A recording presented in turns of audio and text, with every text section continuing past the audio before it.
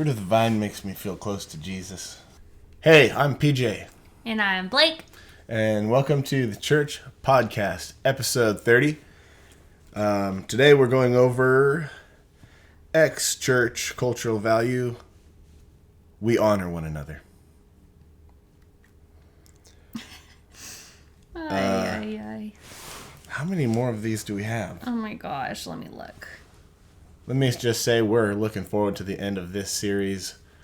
There was too many goddamn cultural values to begin with, and it's still biting us in the ass. 7 more. Maybe we'll condense a few. Well, we'll try and that's what I was saying, like, let's try and keep it just short and sweet. Yeah. Because I don't know how much more people want to hear about this. Yeah, and I really want to get to interviewing people. So if you went to our old church and you want to share your story or anything, we're going to be doing a series after this one where we're interviewing people. We have a few people lined up already. Not really interviewing. I don't like that word. Just we're going to be talking with the folks of times past.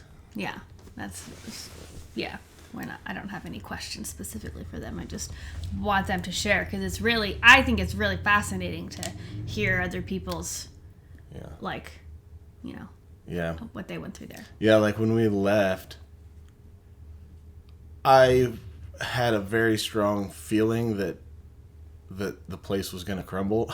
Mm-hmm. But because people had left before and like it didn't crumble for so long, I had a little bit of doubt.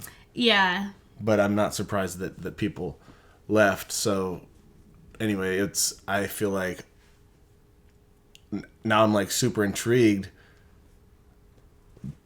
because it's like, dang, like it really did crumble. Mm-hmm. And I feel like all of our concerns, all the subliminal like complaints people had and issues and stuff were true. Yeah. It's hard when everybody's just agreeing with one another and nobody's calling anyone out or anyone important out. Yeah. Anyway, so episode 30 is about cultural value. We honor one another. This was a cultural value that was probably the most reiterated or wielded. Yes. Get pulled out of the back pocket all the time. For anything, because it could be used for anything. Yeah. I want to start off by saying that when you say we honor one another, I feel like a couple Bible verses or whatever come to mind that support this as being valuable. One would be honor your mother and father, and the other one would be like honoring those who are in authority, because they were, authority comes from God, and so on and so forth. So, honor is a good thing. Mm-hmm. I just feel like I say this every time. Like, all the cultural values are, like, valuable things. The way they misconstrued we honor one another is as follows. Well, I feel like one of the ways that it was most prevalent, because here's the thing though, so the senior pastors didn't honor anyone at all, except for their own self. So that's where this became really frustrating, was because we were supposed to be like ultra honoring and forgiving and all this stuff, but then they didn't have the decency to give that same honor back to us. And that's where I feel like the value is so clear. Honor one another, not honor the pastors and, they don't give you the same thing back. So I felt like that was really frustrating. And it's all this stuff is like so subliminal too. That's why it's like hard, to like when you're there. I feel like it was hard to kind of pinpoint what was so like bothersome, because there's just so much subliminal stuff. But I feel like one of the ways that they really didn't honor other people was in meetings.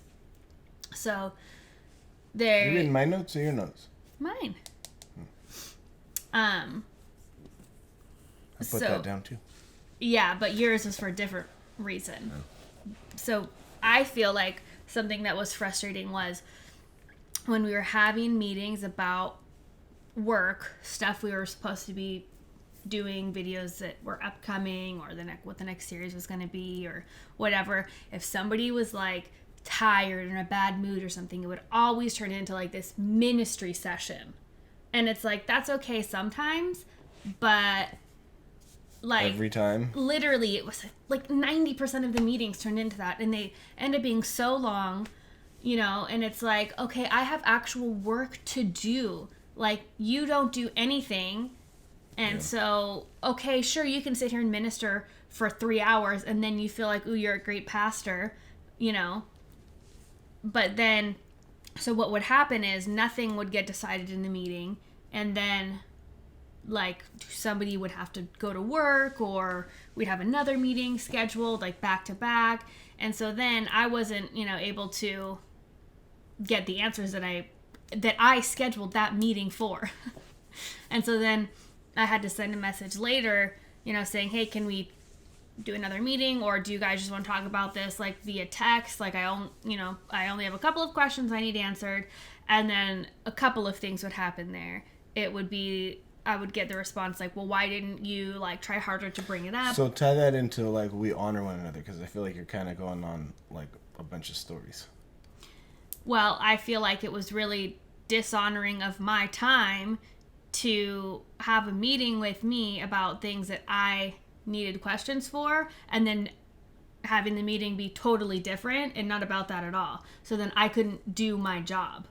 So I felt like that was really dishonoring of my time. And then also, if I didn't get whatever thing done on time because they couldn't make a decision because the meeting turned in a totally different direction, then I would get in trouble and yelled at, which is also dishonoring, because that thing wasn't done when it would have been done if they would have just answered, you know, the questions or made a decision. Yeah. For me, not honoring in regards to like the meetings was mostly, well, I had those experiences too, but like there was like a whole stretch of like time, like a whole year, where the pastor was doing meeting like lunches with his disciples. He was trying to reproduce himself into other people, his position or something, which would never ever happen anyway. But it was just one of his feeble attempts to look like a good leader. Yeah. But it's hilarious because most of the time he canceled the meeting after the meeting started. He would just not show up, and then we'd be waiting. Mm-hmm.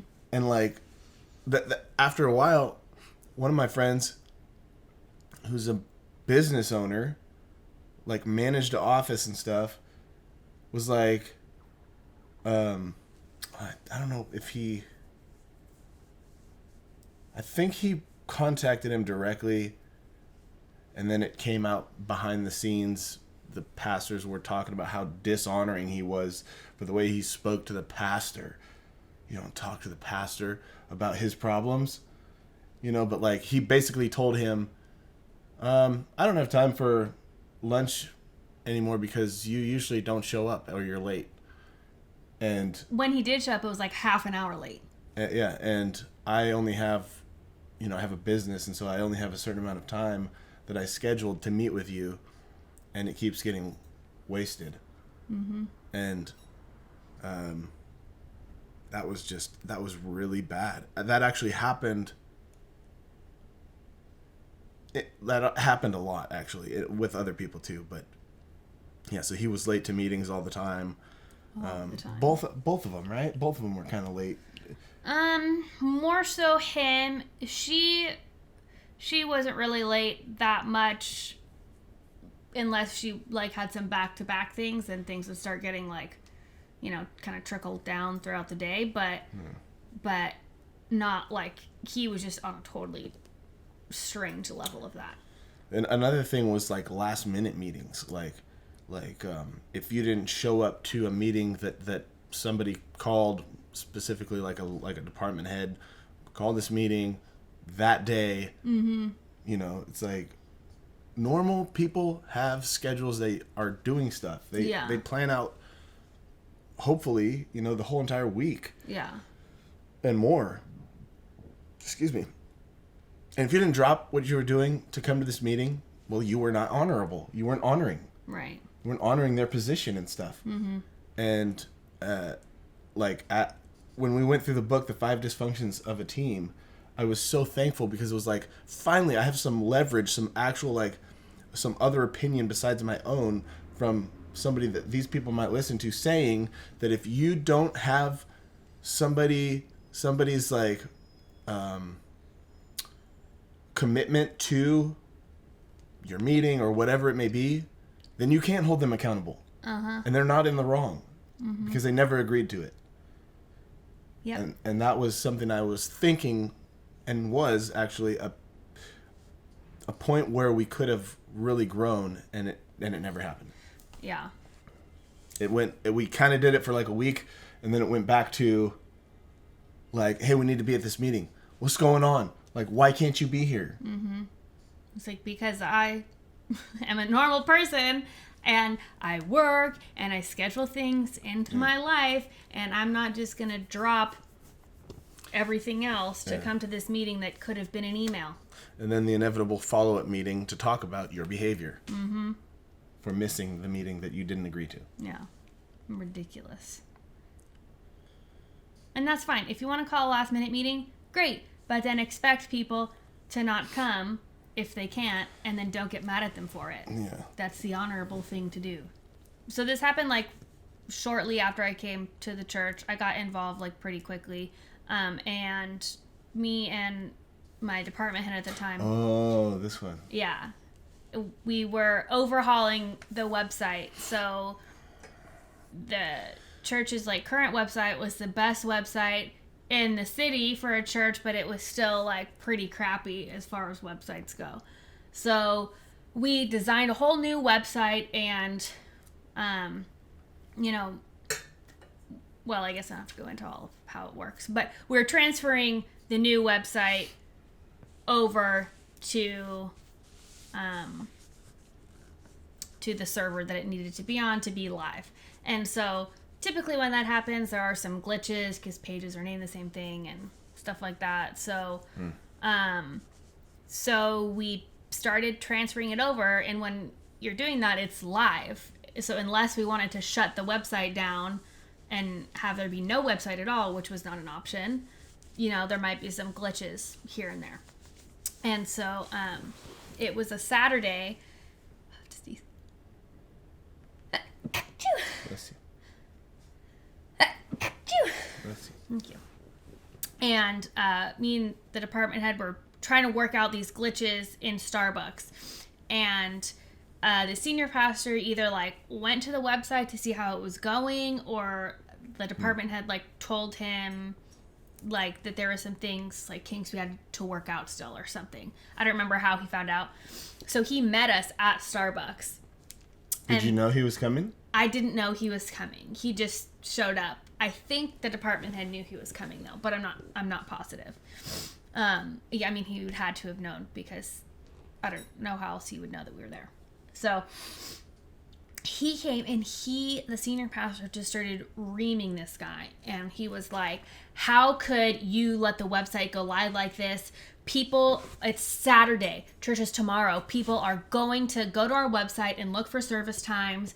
They're going to be looking for all this info, and they're not going to find it, and they might not ever come to our church because of you. Like, they might not get saved if they don't come to our church, and like, and he was like being pretty loud, especially for like, I was going to ask, when you say yelling, what do you mean? It wasn't like at the top of his lungs or anything, but it was like, it was loud and stern and awkward you know, like, especially for me, because I'm, like, still fairly new, and I'm seeing this department head get yelled at who I really respected, you know?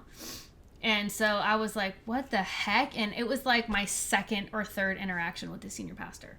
Yeah. And he was just like so pissed. And I get like the mistake or whatever, but at the same time, it's like this guy was so underpaid, you know, and I was volunteering.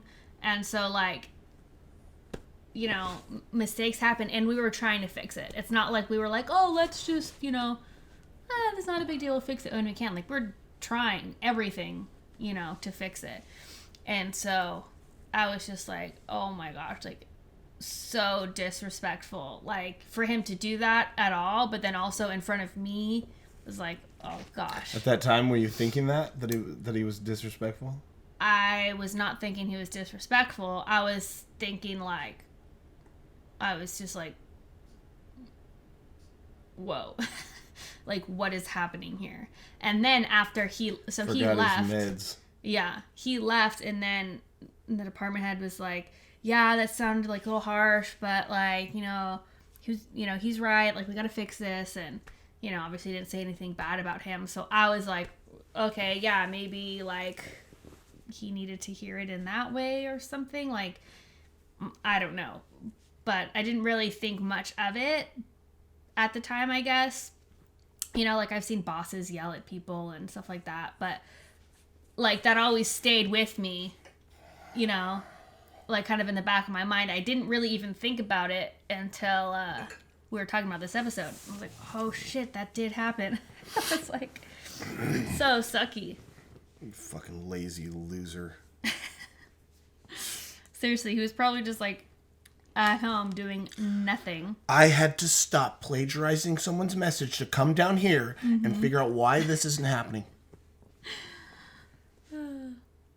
And I also heard of some stories of the senior pastor kind of getting after people in that same way after we left and after some other people, like, left, and the church was, like, you know, pretty small at the time. So he and this executive senior pastor had also gone down to get help, like, from her parents and stuff. So he had to do more of what she was doing. So when he's in that role, they acted exactly the same. It's just we didn't see that side of him a lot because he wasn't around. Well, I feel like they got away with that type of thing, that dishonorable behavior, all the time, because essentially they had like a free pass to break the cultural values, and the reason was usually like they're carrying the weight of the spiritual burden in our church, and you don't have to deal with the warfare that we have to deal with, and so I need grace from you, right? And, like, you know, I have to worry about the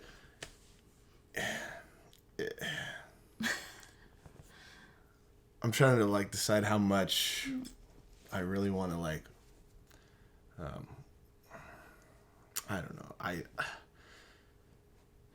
See, I'm a loving person, and so I don't want to hurt some of these people's feelings sometimes when I'm talking, but I don't know why I do that, because they didn't give a shit about my feelings. But anyway. And they still don't. So the ex-executive senior pastor, stupid as name, made a video the other day talking about how Carl Lentz, you know, was just, like, mistreated by his church, and you know, churches that do that to people need to do better. Even though she's done the same thing, she somewhat kind of acknowledged that, but not really. No. Not really. The emphasis of the video should have been on herself, not calling out other people. Anyway,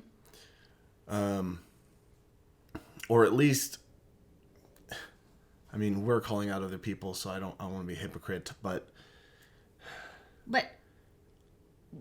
go ahead. In her little video, she was talking about the weight that pastors have to carry, and And it's like, if you've never been a senior pastor, you don't understand. Yeah, you know, and she can relate, and she's been there and all this stuff. And it's like, okay, I understand stress. Like, you have a lot on your mind. But saying it's more than other people, like discrediting the stress in their life and kind of, you know, dictating whether or not they have the right to be as stressed out as you, and they don't deserve forgiveness or grace for their, you know, their spiritual burdens or whatever it may be. Mm-hmm. They just they were excluded from having to abide by the cultural values, really. Yeah. Because of that, and they're just on this other level of spirituality, and that's honestly, I feel like all pastors are like that, and it's just fake to me. But anyway, that's one way that this cultural value didn't pan out.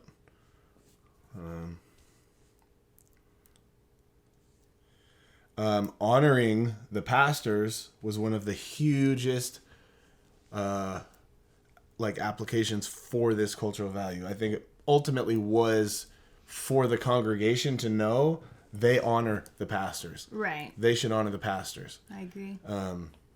It didn't just apply to members of the church. It was something that the members were supposed to do, but also the members were supposed to enforce upon anyone who visited. So stupid. He like, visitors weren't allowed to call these people by their first name unless they say pastor first. Pastor so and so. I just don't get this. I mean, I do get it. Their whole reasoning for that was like how God changed Abram's name to Abraham and Sarah, and that it's so important what you call out of somebody and all this stuff. And so, you know, you need to call the pastor out of me. If you want to receive the pastor's anointing, well, then you should call me pastor. Yeah. If you don't want those blessings, then yeah, go ahead and just call me by my name. It's like so twisted. But it really what they actually, how they behaved was that everyone calls me pastor, whatever my name is. Mm-hmm. That's just a thing. If you're a pastor, you call them by their title, and it just, I mean, how much energy was wasted on those types of arguments. People coming in who never been there before, don't know a damn thing about the way they do things, but they would still make a point of correcting them if they didn't call them the pastor. Mm-hmm. Pastor Dickweed, whatever, you know. No, you don't just call me. Don't just call me Dickweed. I'm Pastor Dickweed.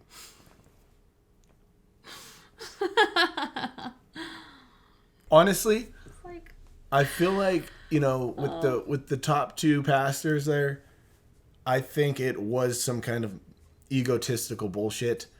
I think the other people who were pastors there, who did stuff like that, did it because if they didn't, then they would be corrected.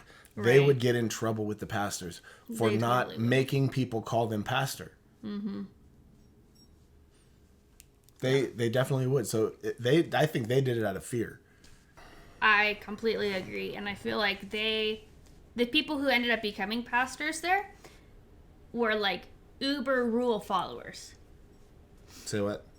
The people that became pastors there that weren't the senior pastors. Oh yeah. They were uber rule followers. Yeah. So they knew what they were supposed to do, and when it came to that. I felt personally like that I was not honorable all the time. If I wasn't feeling like a brown noser, then I wasn't feeling like an honorable person, which I typically didn't brown nose. Yes. I did to an extent. Obviously, I was there for so long, but I never rose through the ranks because, like you were saying, I wasn't a yes man. Mm-hmm.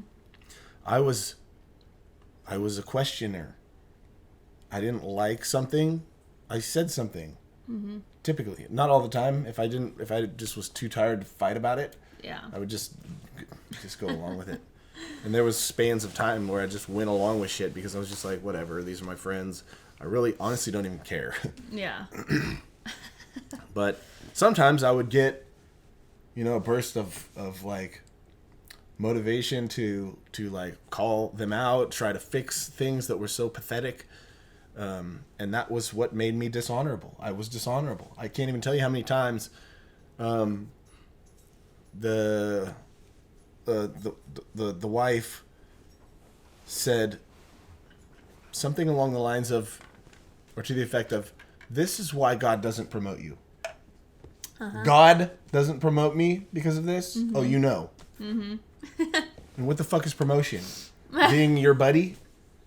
Like what? What is it? Because honestly, I feel like I've been steadily promoting throughout my life. That's so ridiculous. Yeah. Oh. Yeah, she would say that stuff to me. It's typically when I was being very questiony.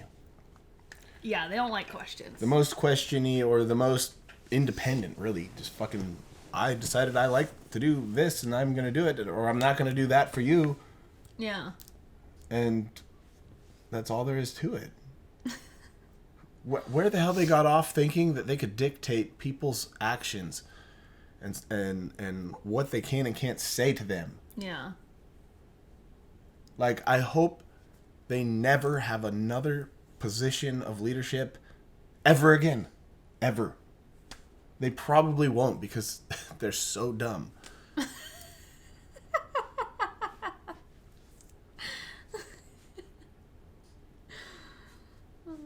It freaks me out.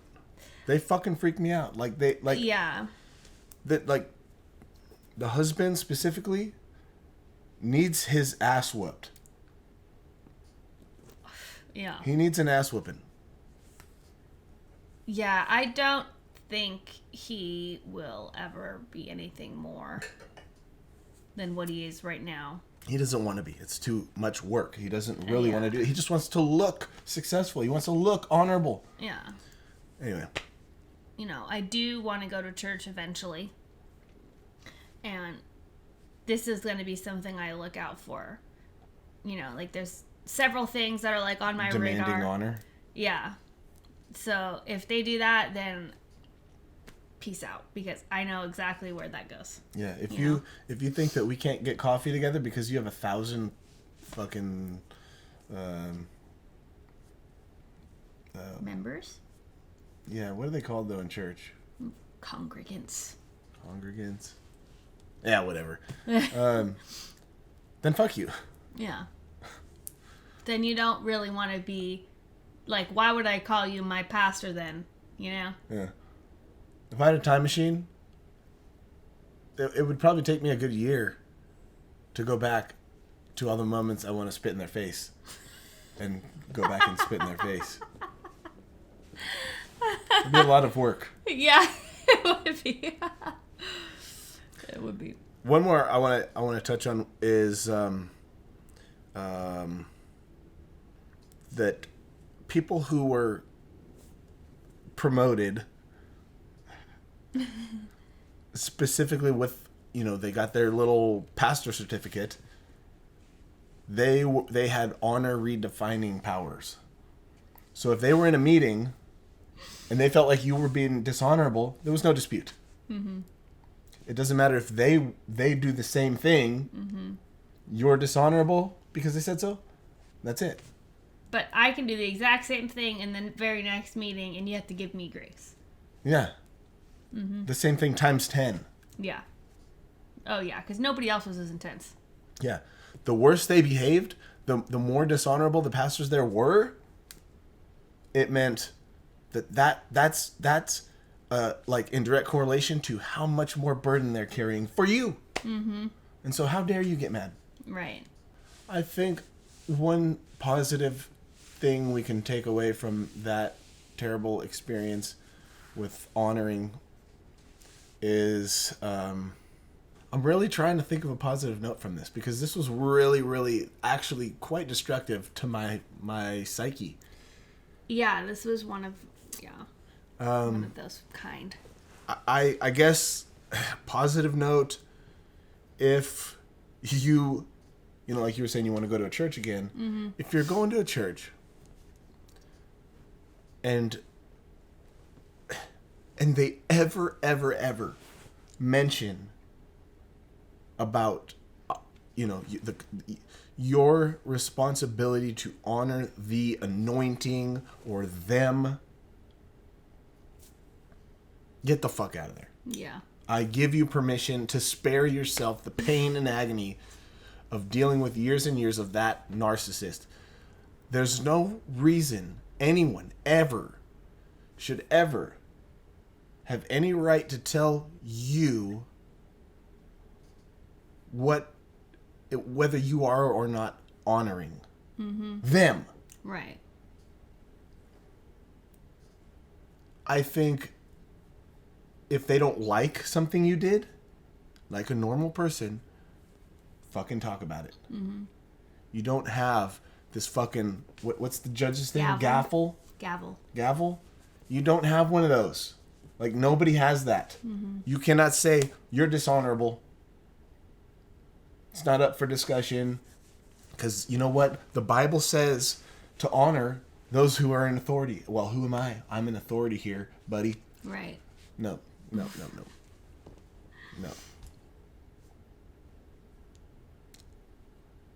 So, I guess positive note is, I feel like that is something that it's just not, it's not correct.